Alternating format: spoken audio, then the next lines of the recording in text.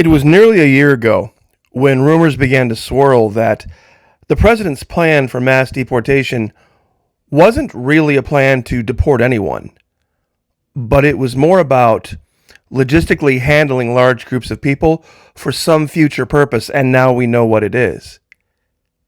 I made a couple of videos talking about this. How many of you remember this thumbnail from last January?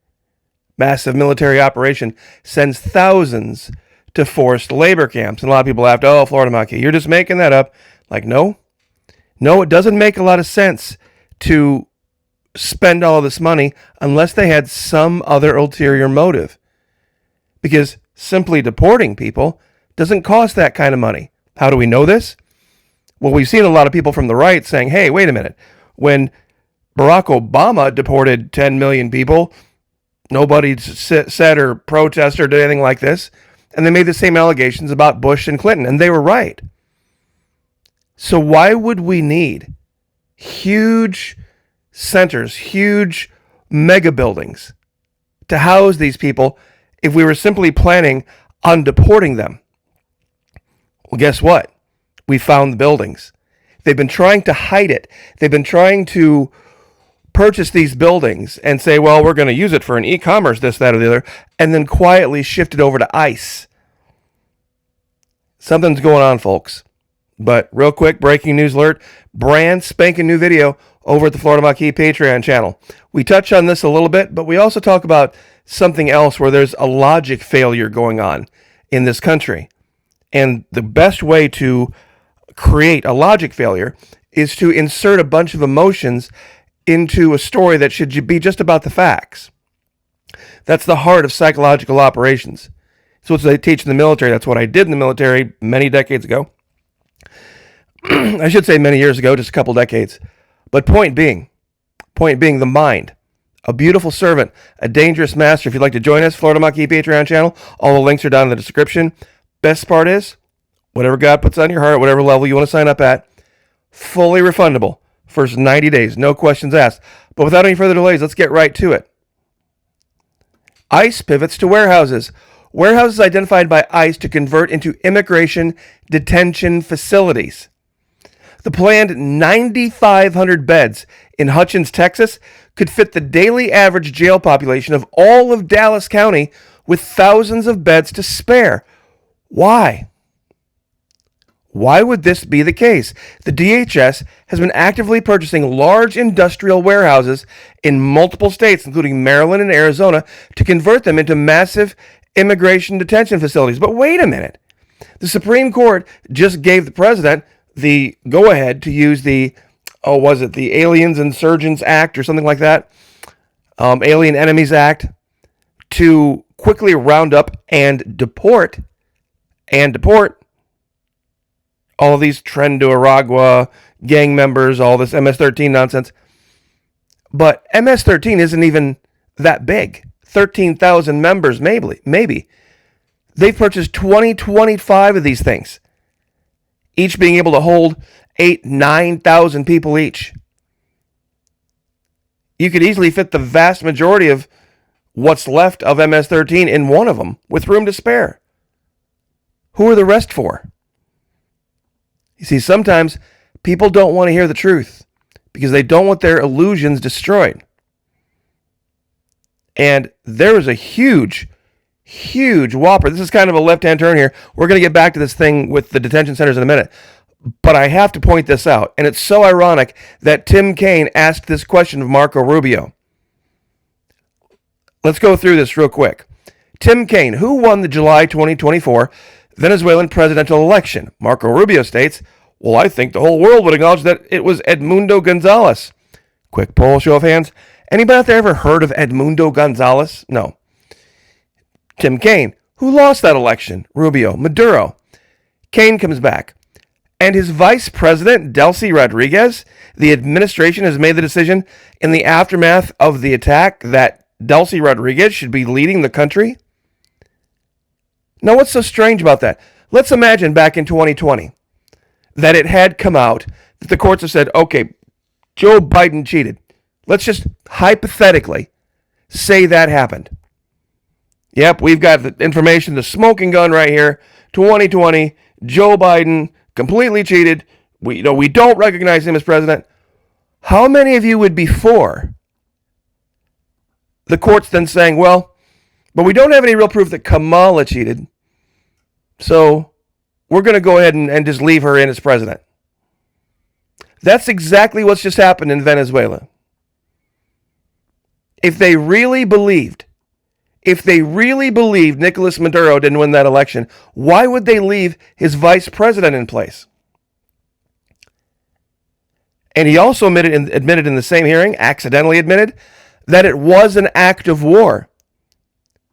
And it was Tammy Duckworth that caught him on it. He slipped. Rubio did.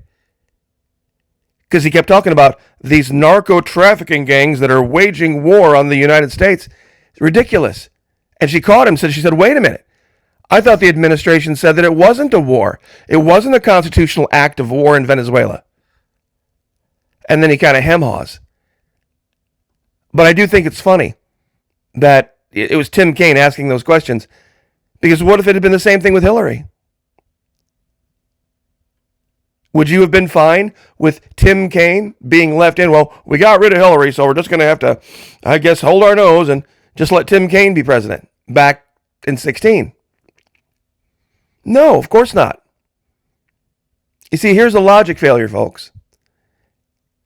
Here's a logic failure. You have all these people coming here, right? It's been proven now, and the president has admitted it. The vast majority of them just want a job. Yeah, they don't have papers. That's fine. But they just want a job.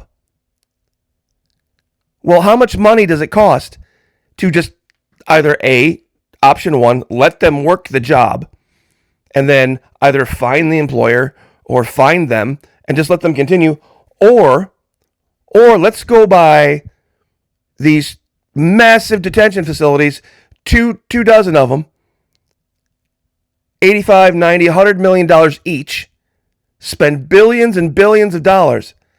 And then that doesn't even account for the cost that it's going to take to turn these into giant hotels. They got to put in facilities for all the people, all the plumbing necessary, and upgrade all of the plumbing externally for holding that many people. How does this make sense when you said that, well, how many remember this? If they would just come here legally, we'd be fine with it. Then why not spend the $2-point-something billion streamlining and upgrading the process for giving these people papers? So the ones that are already here, get them in the process. If you got the money and you really do believe, and that's the key, you really do believe that, hey, I'm not racist. I'm all for them coming here. I'm all for it. Just do it legally. How many times have we heard this? Do you see how it ties in? How they tell one lie and then they forgot the lie that they told about the same thing 6 months earlier, so they got to backtrack and they got to tell a new lie? You see, we have 4% of the world's population, but 22% of its prisoners, but this guy is the dictatorial authoritarian. Think about that for just a minute.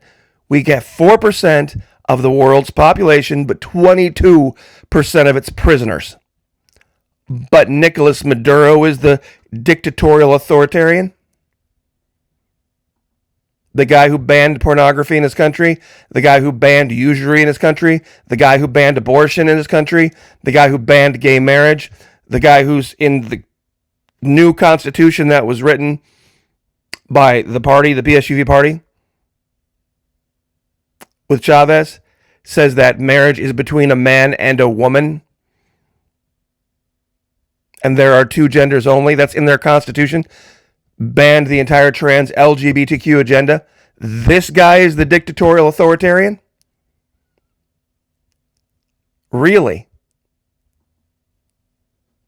And the same people in this country who for years have been gunning up and stockpiling supplies and saying there's going to be a time in the future when we're going to have to take up arms and go head to head with the feds, are now just kneeling before the feds and saying, yeah, that's right. You're giving them every tool they need to, when this whole immigration thing blows over, they'll use those same tools and tactics on you. It's just as easy for them to declare you, citizen of America, an enemy of the state. If you in the future say anything or do anything that could be possibly construed as anti-federal government, guess what? They've got dozens and dozens of huge detention centers now, built under the auspices of deportation. Built under the auspices of deportation, they will then use them to throw you in a hole, and you will disappear. Congratulations on being the financiers and supporters of your own doom. Our prisons are overcrowded as it is. These guys' lives are already ruined. You see, here's the psyop. You ready for this? Here's the part that's going to make you sit down and go, oh, fuck, I didn't think about that. You ready for this? If the U.S. government were to come to these guys who've been locked up for 7, 8, 9, 10 years, maybe longer, and say, hey, here's a piece of paper. Here's a piece of paper, and we're going to let you walk free. But here's what you have to promise never to do. You may never own a gun again. You may never participate in any type of a protest against U.S. government policies. We'll give you a little stipend here, a little bit of food stamps here. And we'll get you a, place to stay.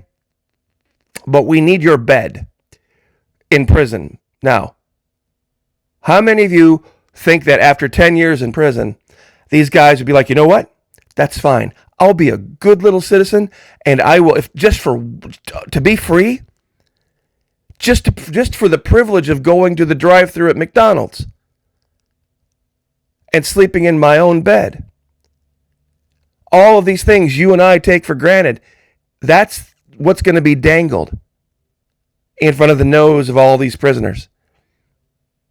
Oh, and we got this little chip we're going to put in your arm. No big deal. No big deal. Keeps track of all your benefits. To get out of prison, to have a commuted sentence, anybody who's ever been would say, yeah, literally 100 prisoners out of 100 prisoners would give up their bed in prison for any situation on the outside. Any and all. So getting rid of these guys ain't going to be hard. Who do you think they're going to fill those beds with? Who do you think they're going to fill those beds with? One final note. I think a lot of people are like, holy shit, I didn't think about that. I get a lot of pushback for this whole capitalism, socialism thing. And a lot of people now are realizing, holy crap, we do realize now, Florida Maquis, that really what's going on in Venezuela has always been about the oil. It's never been about narco traffickers. It's never been about election integrity. It's never been about the people of Venezuela. But here's what you don't get. You see, oil and the price of it, and gasoline, doesn't exist in a free market status in the world. It is the single most socialized commodity that exists. There is no such thing as a free or fair market for oil or gasoline. The amount of it on the markets is controlled by OPEC. The price that you pay at the pump is controlled by state, local, and the federal government. It doesn't compete. There's no competition. Literally every part of the process is controlled. Pardon me, that came out of nowhere. And you can't control the drilling, shipping, storing, refining, buying, selling, trading, and taxing of oil, and then say you don't control oil prices. The cost and price of everything else in the world hinges on the price of oil. Price of oil goes up, price of gasoline goes up, price of everything at the grocery store, any and everything that you buy goes up. Now, think about that in the context of Venezuela. and socialism. Socialism runs the world because oil and gasoline runs the world. Nothing you buy, especially in America with farm subsidies on top of that, nothing you buy, the price of it has anything to do with what the market will bear on the free market. How many of you ever had this favorite thing, this wonderful favorite thing, and then all of a sudden it disappeared from the shelves and you can't buy it at any price? I can name three things right now. How many of you remember Total Raisin Bran? And it's gone. Most popular cereal by far. And it was gone. How many of you remember the vitamin water that was blood orange flavored and it was caffeine? The most popular one by far. And it's gone. How many of you remember Tyson Foods? Tequila lime chicken wings in the bag that you used to be able to get at Walmart and sometimes at the local grocery store? Gone. Discontinued. Why? Too popular. Too popular. People liked it too much. And there's other lists of other things too. You see, that's how you know you're living in a socialist society. When they can just disappear something not because people didn't like it, they loved it. It was outselling everything else. But what happens when that's the case?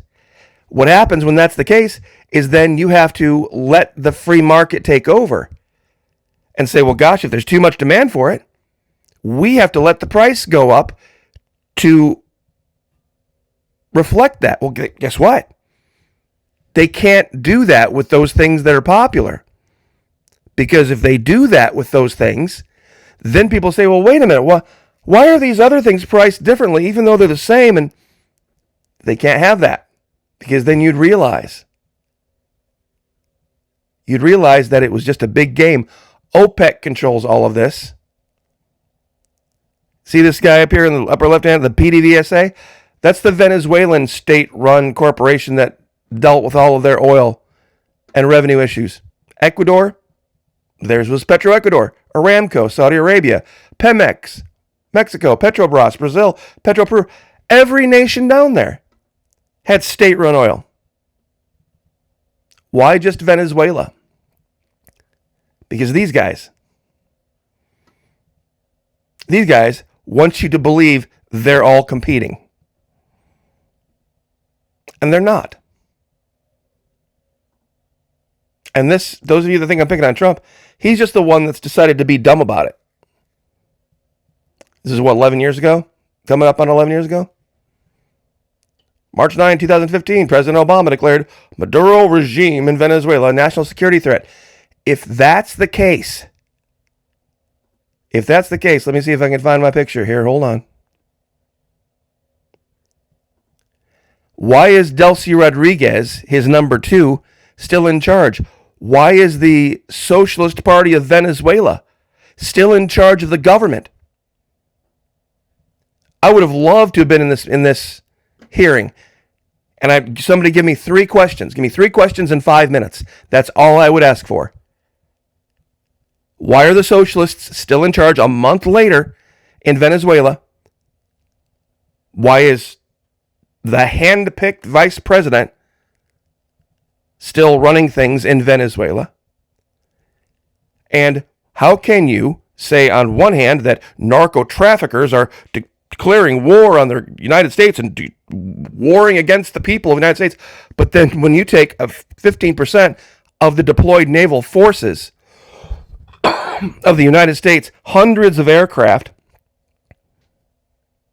and helicopters, go in, kidnap 2 elderly people, how can you say that's not an act of war? And why do you need the Alien Enemies Act to deport people when you are building giant facilities to detain them indefinitely?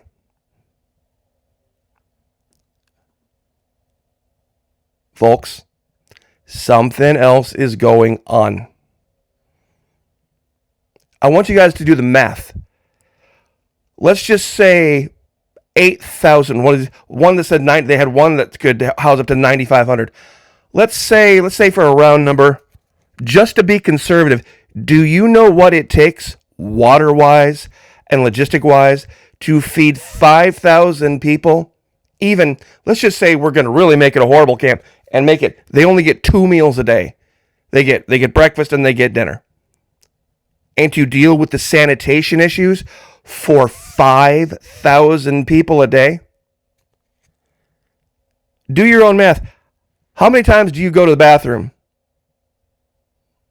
And think of the relative weight and amount of water needed to get rid of whatever waste you need. And to bathe once a day. Now multiply that times 5,000 a day. That's how much food. That's how much toilet paper. That's how much soap. That's how much shampoo. That's how much toothpaste. Forget the medical care. My God, they're going to need a couple of different. 5,000 wouldn't be, and that's 5,000. Some of these places are twice that size. It is insane, the idea that they're going to try to do this. Patently insane. Called it. Just saying. Join us, Florida Marquee Patreon channel. Love to have you over there. God bless. I'll let you guys go. Pray for each other. Lift each other up. Like, share, subscribe. I'll see you guys next time. Pray for me. I'll pray for you.